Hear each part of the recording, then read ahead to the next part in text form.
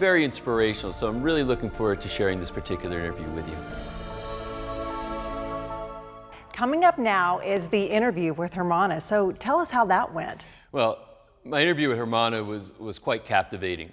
Hermana is working with Father Kelly and Magdala and has really brought a light on that whole project and the female view of Christianity in general. So when you watch the interview, it's very engaging. I think it's very revealing in many ways, and it's something that I found to be profound.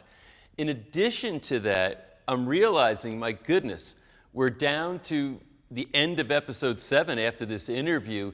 Wow, I mean, the journey has been amazing. Hard to believe we're already here at episode 7 of our 9-part docuseries with Christ Revealed, the history, the evidence, the inspiration. But what I will promise you is that the next 2 episodes have amazing content that you want to engage in. It actually builds to a crescendo. So stay tuned with us. Also, I want to remind you that you can own Christ Revealed, and while the series is running right now, you can get it at 50% off the normal price. There's a variety of packages for you. We certainly appreciate the people who are supporting this project. There's a lot of great stuff to come, but I would definitely take advantage of getting it at 50% off right now. We certainly appreciate the support, and we're going to continue this amazing journey with you. So thanks for taking some time to speak with us today. This is a very inspired location right here near the Sea of Galilee. First, tell us just a little bit about your interests in education and your background. Thank you for the privilege. It's a wonderful, wonderful honor. I did a degree in History and Geography of Israel here in Jerusalem. And part of my course included archaeology, and I really wanted to do hands-on an excavation, and I had the privilege to do so in 2012, which was about the 4th year of the discovery of Magdala. And so I was able to work here and just participate in the dig. And the synagogue that we discovered here is from the 1st century, 2,000 years old, and that was discovered in about 2009. So there are about 7 synagogues from this period in the country of Israel, but this one's the only one at the Sea of Galilee. Wow. So this is interesting. So talk about how this all unfolded here. How did it become an archaeological site? Yeah, it was kind of a surprise for Father Juan, the person that is the father, the visionary of the site. He wanted to build a guest house, a pilgrim center down at the Sea of Galilee. And that was his dream. And he wanted to have a boat and boats as a theme because of the fisher's disciples in the context of Jesus. He just didn't know that in the land that he was raising funds to purchase, there was actually an entire 2,000-year-old city underneath the ground. Wow. So in Israel, there's a law that if you want to build anything, the Israel Antiquities has to come and probe the soil. So they sunk 10 different squares, and everywhere they discovered something: channels, streets, houses, a harbor, and as I said, a synagogue, and also purification baths. Wow. So it became a sensation overnight. And this is a synagogue that existed in Jesus' time Yes. when he was here, and this is the area that Jesus spent Yes. much of his time. Yes, there are many, many synagogues in Israel, but there's only 7 from the 1st century. Yeah. And some of them are at Masada, close to Jericho, near Tel Aviv, but it wasn't Jesus' area. Right. So like you say, this is the only one here at the Sea of Galilee, which allows us to see how it looked in the setting where he would have engaged people. Wow. So yeah, I don't know if you know that, but in archaeology we discovered a fishing industry, a salted fishing industry here. Josephus had his military headquarters here, so he wrote a few things about Magdala. And one of the things that he wrote is that there was a salted fishing industry. We actually discovered those fishing pools right next to one another. Actually like a shop. There's a street area, you come off the street into the shop, and then it has these basins that are plastered, and each one of them have a freshwater well. So it's very much a fishing town. Yes. So like you say, right on the Sea of Galilee with all the elements of Jesus' disciples right here. it's very exciting. And Josephus also says that from the fishing industry, they export it as far as Rome and Damascus, which gives an understanding of why archaeologists says the synagogue is the most beautiful and the best preserved.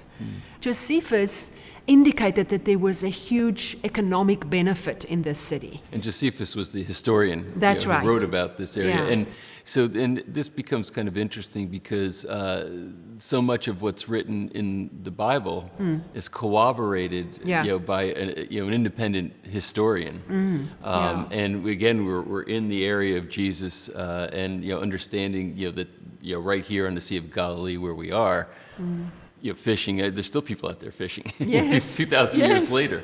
Yeah, I mean, if I look out the window, you can see, not there now, but early in the morning, you surely see a fishing boat and the nets. Yes. It's amazing. They're still doing it. Yeah, it's incredible. Yeah.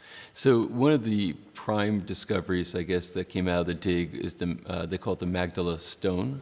Yeah, that's right. So tell us about that.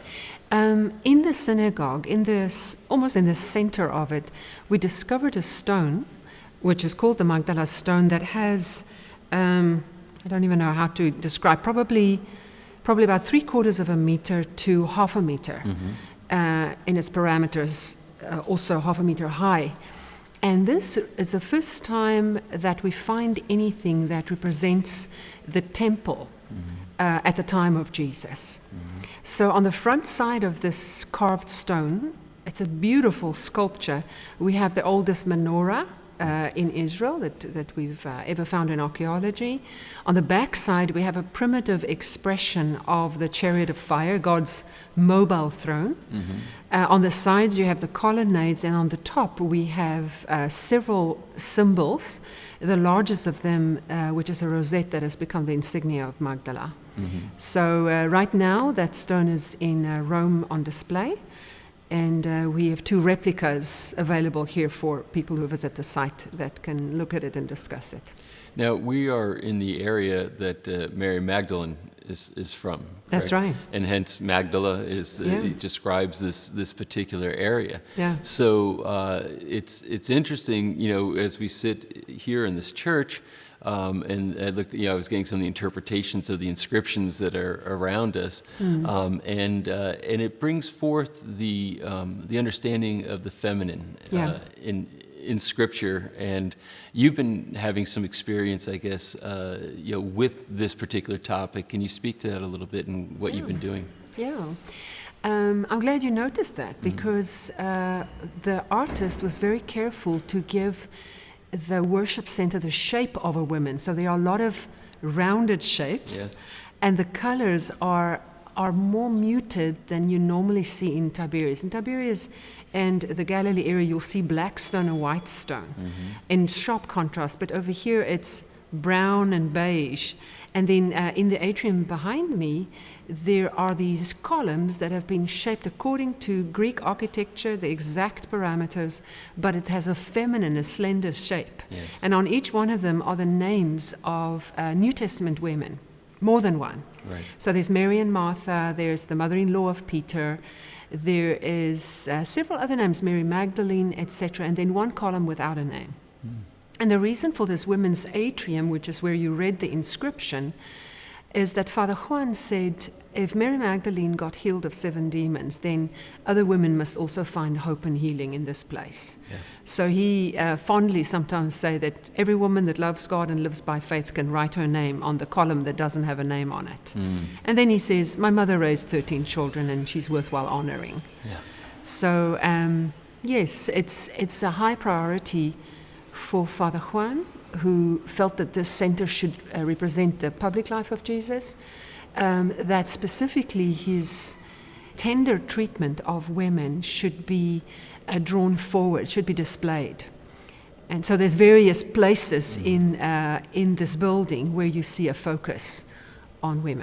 That's it for this particular interview. Thanks for joining me. Really excited to take this ongoing journey with you as we keep bringing more content. If you haven't already, you really should subscribe to this channel. There's a lot of phenomenal content coming down the road into the future that you'll want to know about. Leave a comment down here. I think people would love to hear from you, and then you can hear from them too. If you liked it, go ahead and give a like. It only takes half a second, and share this with people that you care about. The world needs more light in it right now. So thanks for being with me. Hope to connect with you again soon.